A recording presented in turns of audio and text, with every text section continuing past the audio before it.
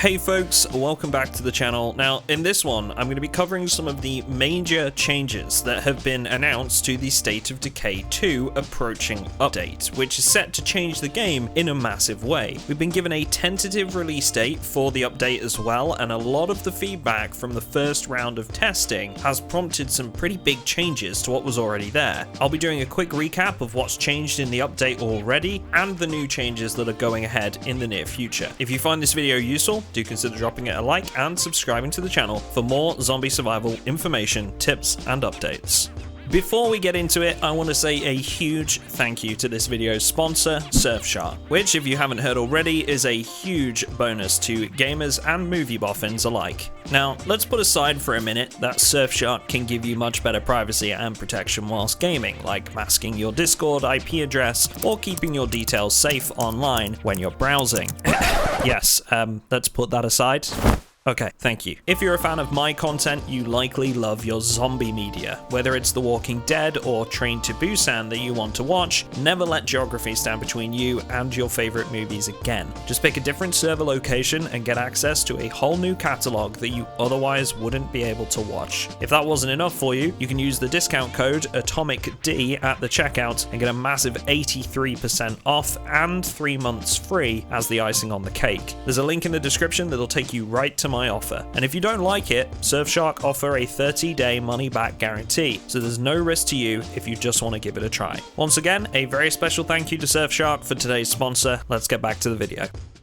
So, first things first, let's recap what we know is already on the way. The main changes in this update are focused around plague hearts and infestations. Plague hearts were formerly just a target for survivors to try and wipe off the map, but now plague hearts will start in a dormant state, and if awakened by actions in the area, they'll proceed to launch incursions into your territory in the form of infestations. These infestations can now splinter off into further infestations and build in severity over time, so need to be dealt with as quickly as possible. We've also seen defensive options added for outposts, which allow you to cut off wandering hordes or infestations before they take hold. This incentivizes not just using them as a facility for your base, but also as a defensive structure for the perimeter of your safe area. We've also seen changes to how sieges work, which means they're no longer based on the noise your base is making, but instead have a chance to be launched if infestations climb in severity. They are now a very, very real threat, and survivors will want to try and avoid them, unless you're after a certain thing that I'll mention shortly. So that's the gist of what we already know is coming, but if you want a full breakdown, I did a video on this not too long ago, which I'll leave linked in the description if you want a full recap. So,